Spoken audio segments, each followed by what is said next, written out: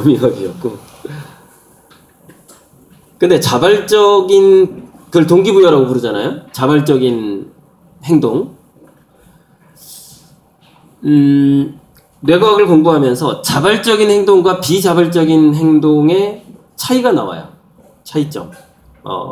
몇 배 정도의 두뇌에서 기억 저장의 효과라든가 깨달음의 효과라든가. 그러니까 요즘에 수능 시험이라는 것은 굉장히 창의성을 필요로 해요.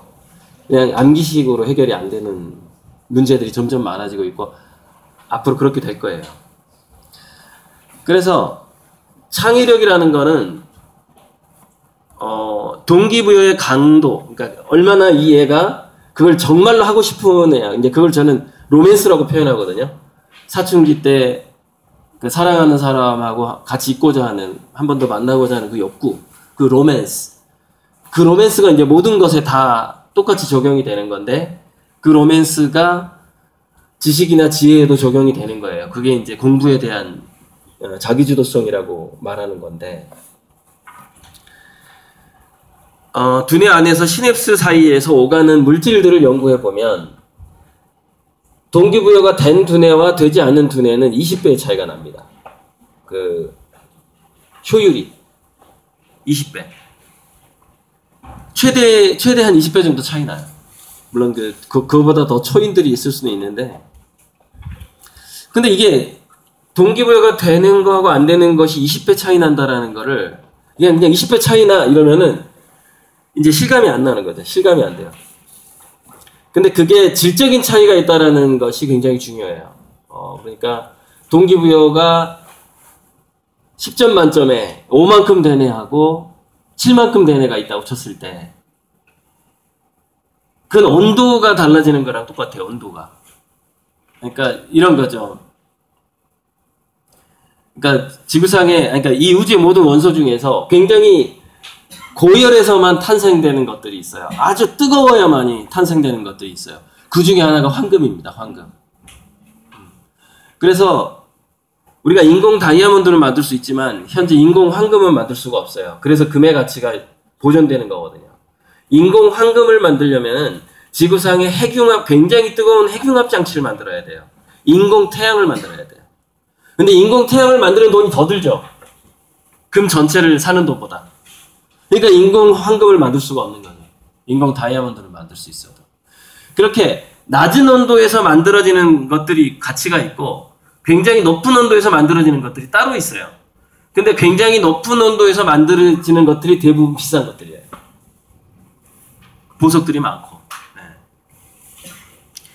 그런데 지식이나 지혜나 창의성이라는 것도 비슷하단 말이에요. 그 물이 끓는 온도까지 가야 되는 그런 게 있어요. 네. 그런데 이게 예전에는 예를 들어서 그 물이 뭐 99도에 끓는다고 쳤을 때 70도, 그러니까 70도짜리 물, 80도짜리 물, 우리 아이들 두뇌가 뭔가 이렇게 로맨스, 집중하고 뭔가 하고자 하는 욕구가 있다고 쳤을 때 거의 모든 온도마다 다 0도가 있었어요. 그러니까 뭐 지방대는 지방대대로, 명문대는 명문대대로, 이제 현실 사회로 얘기하자면 공부를 못하는 건 못하는 대로, 잘하면 잘하는 대로 사람들이 다 일자리가 주어지는 상태였고, 그게 이제 성장 경제기였고, 인구들이 점점점 많아지는 그런 시대였고, 70년대, 80년대까지죠. 92년도부터 경제가 축소하거든요. 그러니까 7, 80년대예요. 그러니까 70, 80 좋은 시대였죠. 그때는 돈을 축적할 수가 있었고, 그냥 제 친구, 그러니까 저는 초등학교를 7살에 전 70년생이에요. 제 친구들은 69년생들이죠. 그래서 88학번이에요. 그래서 최명결이라는 친구가 지금 저기 광양제철 쪽에서 일하는 애가 있는데, 대학교 다닐 때 공부 안 하고 데모만 하러 다녔어요. 전남도였는데 서울에서 막 이렇게 데모만. 근데 문제는 뭐냐면 그때가 90년대 초반까지만 해도 이게 인력이 딸렸어요. 그래서 공대 나왔다 그러면 지방대 공대 나와도 다 취직했어요. 그때. 지금하고 전혀 다른 상황이죠. 그러니까 저 이전하고 이후가 또 많이 달라지고 1980년생 이전 이후가 또 많이 달라지고 2000년생 이전 이후가 또 많이 달라지는 그런 상황이고 근데 우리 애들은 당연히 2000년 이후에 태어난 애들이겠죠. 다 어디 갔지? 다 가져가 버렸네. 우려 먹으려고 그랬는데 둥글레차.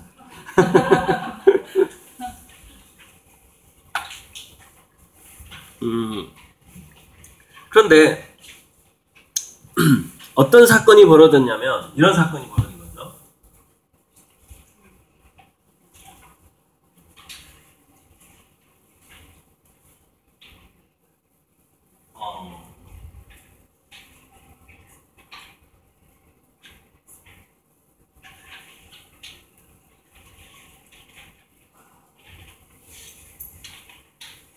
인공지능이 등장한 거예요. 인공지능이.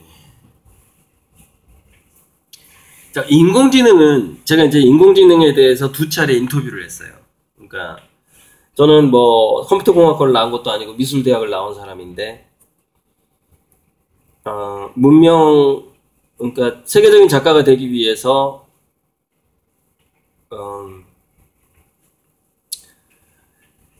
굉장히 뭐랄까 이 지구상에서 손꼽히는 지식인이 되고 싶었어요.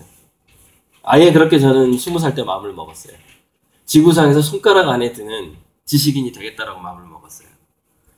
그래서 이제 굉장히 빠른 속도로 많은 책을 지금까지 읽어왔어요. 그렇다고 해도 뭐 아무리 사람이 책을 열심히 봐도 평생 한 5만 권 이상은 읽기 어렵다고 봐요. 초인적으로 봐도. 제가 그 5만 권에 지금 도전하고 있는 중이에요. 그러니까 죽기 전에 5만 권 정도의 책을 한번 읽어보고 싶다라는 그런 그러니까 지금까지 한 15,000권 정도 12,000권에서 13,000권 정도 이렇게 넘어가는 그런 상황이거든요. 그런데 이게 이제 책이 한 10,000권 정도 넘어가면 화학적인 변화가 일어납니다. 두뇌 안에서. 굉장히 변화가 일어났는데 이렇게 보시면 돼요.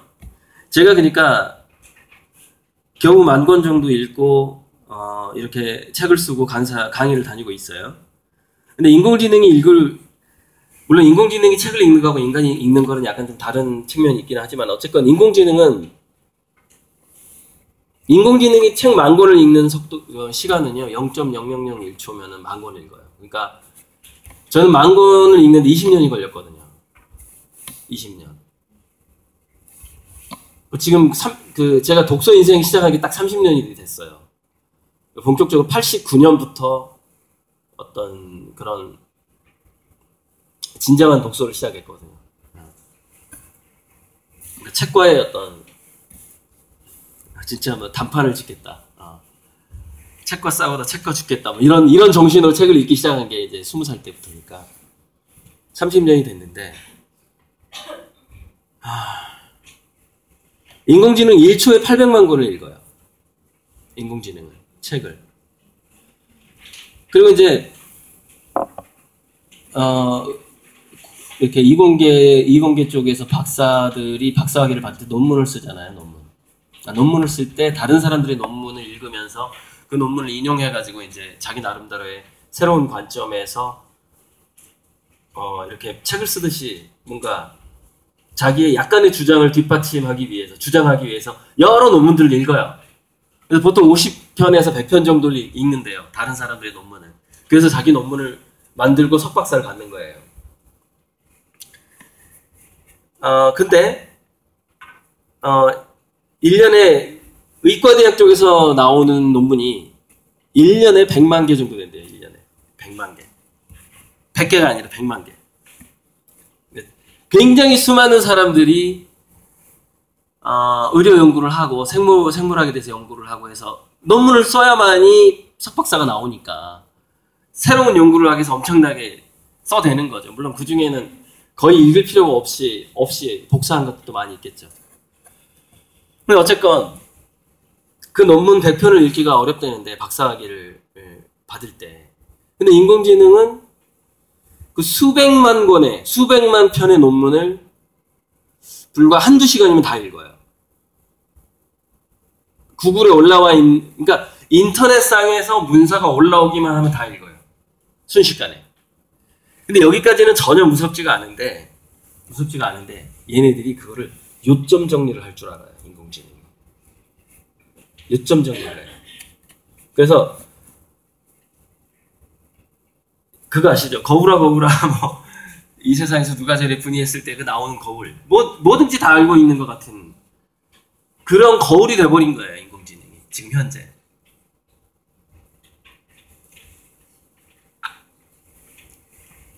그래서 저는 이제 인공지능에 대해서 인터뷰를 하면서 이런 얘기까지 했어요. 아마 인공지능은 분명히 그러니까 인공지능이 진짜 인공지능이 됐느냐 안 됐느냐, 얘가 인간처럼 생각을 하느냐 안 하느냐를 테스트하는 걸 튜링 테스트라고 불러요. 그 이제 앨런 튜링이라는 컴퓨터의 그 원형을 만들었던 그 이미테이션 게임이라는 영화로 나온 적이 있어요. 얼마 전에 앨런 튜링이 자기 글에다가 쓴 거예요.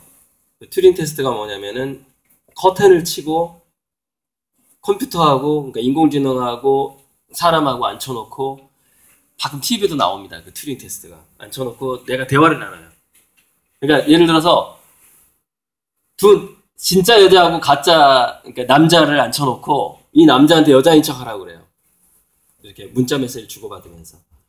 그럼 거의 절반 정도가 틀려요. 그 남자를 여자라고 착각을 하는 거예요. 그러니까 남자가 여자라고 연기를 하는 거예요. 이렇게 글로써. 이런 게 튜링 테스트랑 비슷해요. 그러니까 컴퓨터 보고서 너가 인간인 척 해라 이렇게 주문을 해요. 그럼 컴퓨터가 막 인간인 척하고 정말 인간이 인간인 척하고 이렇게 대화를 나누는데 그 대화 내용을 사람들이 지켜봐요. 지켜보는데 30%가 저 컴퓨터가 아니라 사람이다라고 인정을 하면은 그 테스트에 통과한 거예요. 드디어 얘는 생각할 줄 아는 인공지능이 된 거예요. 근데 그 튜링 테스트를 2016년인가 15년인가 통과했어요. 지금 현재 슈퍼컴퓨터, 인공지능도 아니고 슈퍼컴퓨터가 통과를 했어요. 뭐 여러 가지 말들이 있는데 그게 진짜 통과한 거냐. 근데 33%가 속아 넘어갔어요. 그러니까 컴퓨터하고 인간이 대화하는데 인간과 인간이 대화한다고 33% 정도가 속아 넘어갔단 말이죠. 저건 인간인 것 같다. 컴퓨터가 아닌 것 같다. 이렇게 속아 넘어갔죠. 근데 이것도 옛날이에요. 이제 이것도 옛날에, 그러니까 오래된 추억이에요. 이것도. 그 정도가 아니라 저는 이렇게 생각을 하는 거예요. 뭐냐면 영혼이라고 불리워지는 그 현상까지도 나타나게 될 거다라는 거예요. 인공지능한테. 영혼이 있는 것 같다. 그러면 인공지능한테 영혼이 있는 것 같다라는 현상까지 나타나게 되면 어떤 일들이 벌어지냐면 인공지능하고 사랑에 빠지게 돼요. 사람들. 그래서 난 인간하고 이제 결혼 안 하고 로봇하고 결혼할 거야 라는 사람들이 나타나기 시작하고, 얼마 전에 자기가 만든 인공지능이랑 결혼하겠다고 아마 결혼식 올렸을걸요? 얼마 전에. 예. 그리고 지금 영국 드라마 중에서 휴먼스라는 드라마가 있는데, 이게 이제 인간처럼 생긴 인공지능이 가정으로 들어오면서 막 가정 파탄이 나고 난리가 나는, 그러니까 뭐 남자 인공지능을 데려왔는데 너무나 훌륭한 남편인 거예요. 그래서 자기 원래 남편을 필요가 없는 거야. 여자 인공지능이 집에 들어오면은 얘는 늘 20대야. 몸매가 전혀 흐트러짐이 없고 전혀 변하지 않아. 그대로 아침 저녁 화장할 필요가 없어요. 살아있는 게 아니라 메이크업 그대로 가는 거죠. 땀이 안 나잖아요. 화장할 필요가 없어. 맨 얼굴을 맨 얼굴이 그냥 화장한 얼굴인 거예요. 그러니까 그게 인간이, 특히 남자들은 시각적인 동물이다 보니까 되게 약해요. 그게. 인공지능, 그 집에 들어온 인공지능 로봇을 보다가 자기 부인을 딱 보니까 동물 같은 거예요. 여기는 인간이 있고 여기는 동물이 있는 거죠. 네. 눈길을 주지 않는 거예요. 이게 지금 일본에서는 왜 홀로그램 아내가 가격이 2천만 원인데 잘 팔려요. 이렇게 병 안에 들어가 있는 아내가 이렇게 대화를 나눠주고 인형처럼 생겼어요. 이렇게.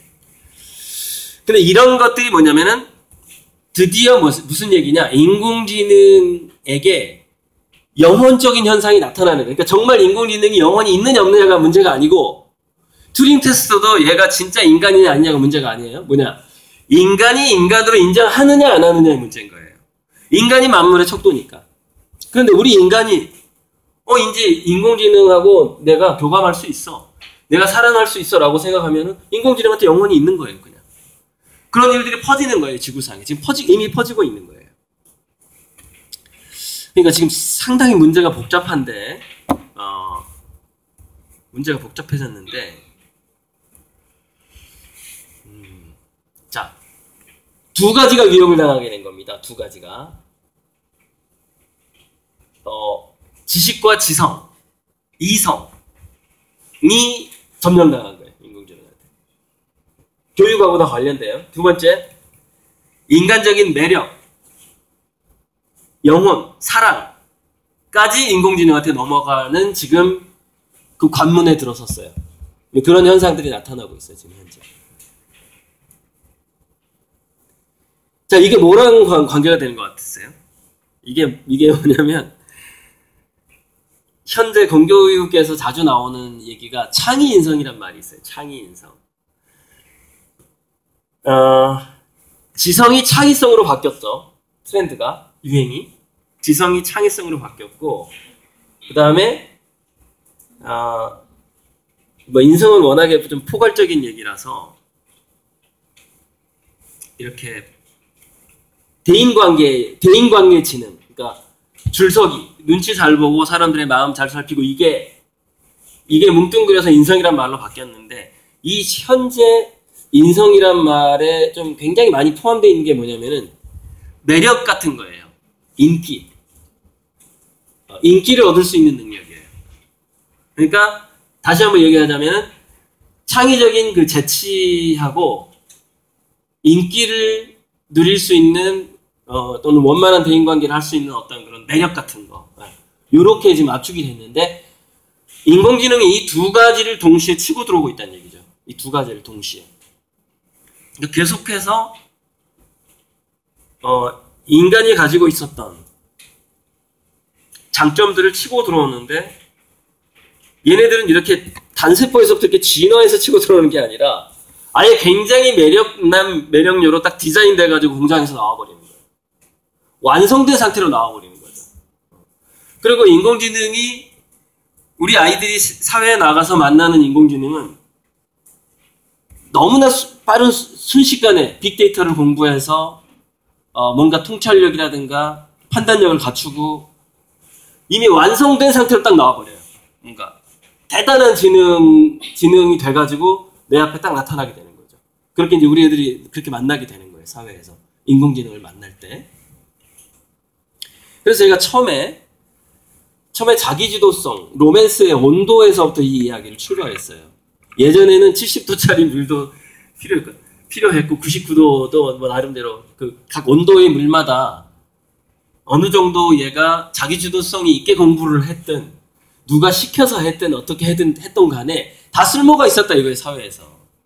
갈 데가 있었고 계속 대마만 해도 다 취직을 했다 이거예요. 그런데 인공지능이 워낙에 뛰어나다 보니까 지금은 99.999도 즉 늘 끓고 있는 두뇌가 아니면은 이 지구상에서 필요가 없어요. 70도짜리, 80도짜리, 99도짜리, 95도짜리 두뇌가 필요가 없어요. 왜? 그 정도를 인공지능이 너무 잘해요. 너무 잘하는 거예요. 그러니까 99.999도에서 늘 끓고 있는 두뇌라는 것은 과연 무엇인가예요? 그게 오늘 제 강의의 핵심인 거죠. 어떻게 하면 인간은 그렇게 뜨겁게 살 수 있을 것인가? 그러니까 99.999도가 그 정도가 돼야지 뭘 할 수가 있냐면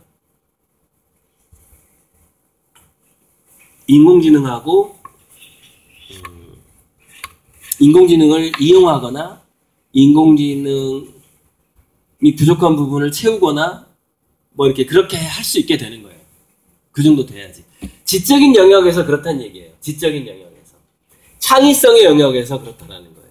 인성의 영역으로 오면은 좀 더 다른 문제가 생기긴 해요. 그러니까 어찌 보면은 되게 자녀 교육에 있어서 더 혼란해진 것 같지만 더 간단해졌어요. 되게 단순해졌어요. 그러니까 이제 그 얘기를, 그 말씀을 좀 드려야 되는데, 굉장히 단순해진 측면이 있어요. 자, 어차피 이렇게 될 거니까. 무슨 얘기냐면, 어차피 인간은 99.99% 실업자가 된다. 일은 없어진다. 월급은 종말로 다가간다. 이거 우리하고는 좀 상관이 없겠죠? 그죠? 그러니까, 제가 70년생이니까 제가 2035년까지는 일단은 우리가 65세까지 일한다고 쳤을 때 2035년까지를 보면은 저 때까지만 해도 실업률이 한 50% 정도로 예상이 되거든요. 그러니까 절반 정도는 일을 한다는 얘기죠. 2035년에. 그러니까 나머지 그 50%는 어디로 날아갔죠? 인공지능이 다 한다는 얘기예요. 인공지능 로봇이. 그러니까 우리나라에서 10명의 노동자 중에서 자동화 그 속도가 있잖아요. 자동화 속도가 있고 그 예측되는 게 2040년에 한 6대 4 정도로 40%가 자동화가 돼요. 40%.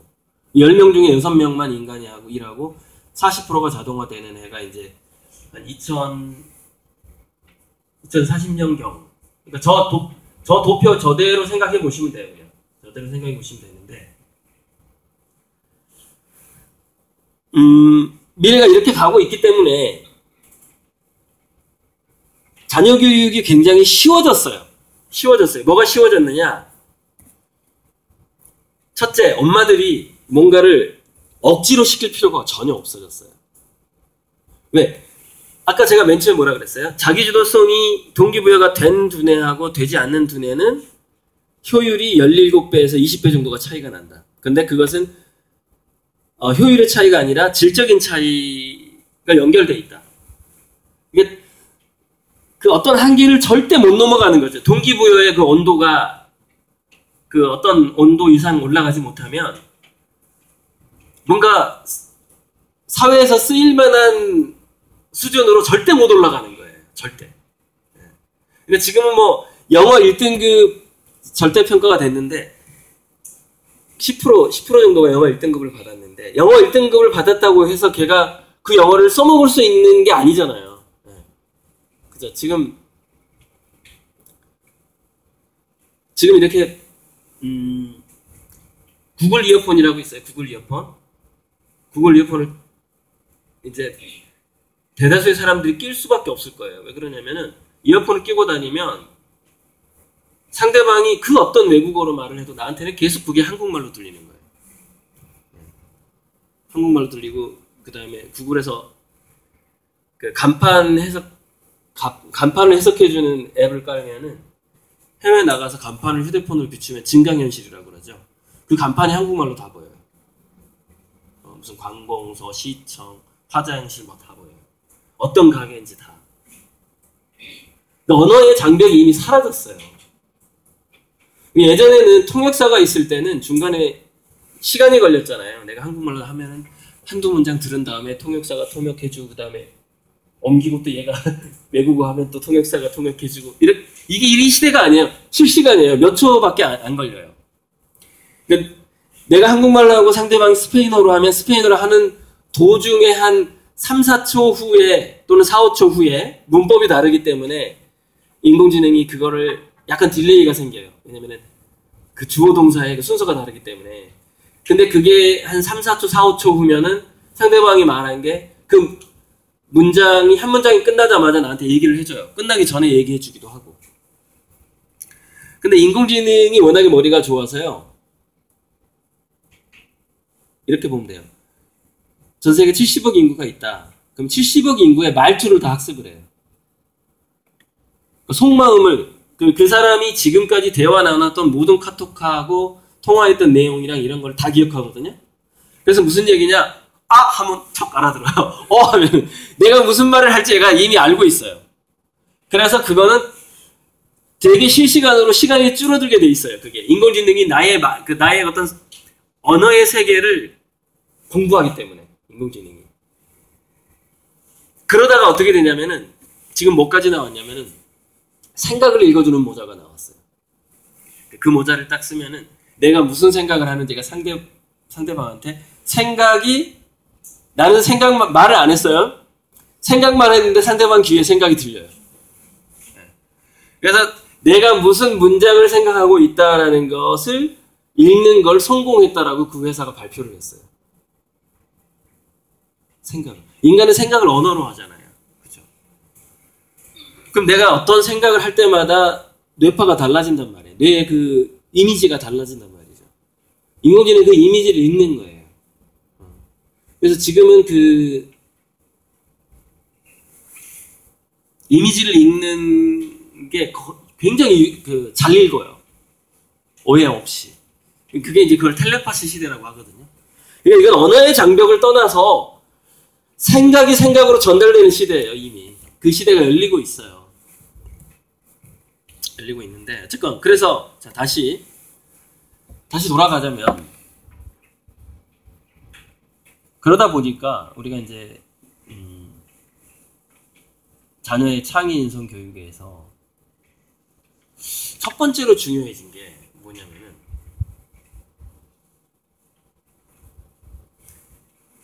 하루하루를 우리 애가 살아가는데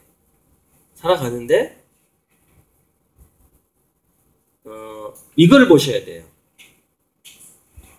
동기부여가 20배가 차이가 난다고 했으니까 이 아이가 그 행동을 하는 것이 그저 친구들을 따라서 하는 행동인지 아니면 그 이유가 뭔진 몰라도 정말 얘가 하고 싶어서 하는 것인지 또는 내가 말은 안 했지만 엄마의 어떤 그 포스와 압력 내가 이 행동을 안 하면 엄마가 왠지 나한테 야단칠 것 같은 느낌이야. 그래서 약간 그 위협을 느끼면서 하는 행동인 것인지 앞으로의 자녀 교육은 딱 이것만 보면 끝입니다. 끝이에요. 왜냐면은 그 자발성, 자생성, 자기주도성, 자기결정성이라고 불러요.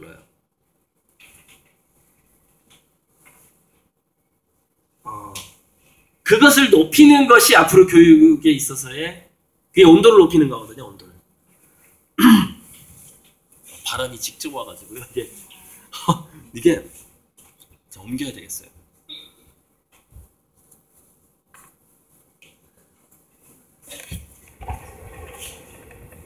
이 친구.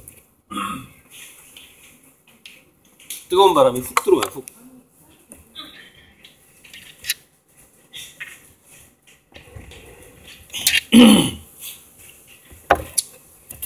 자, 여기까지 이해 쉽게 얘기했던 것 같은데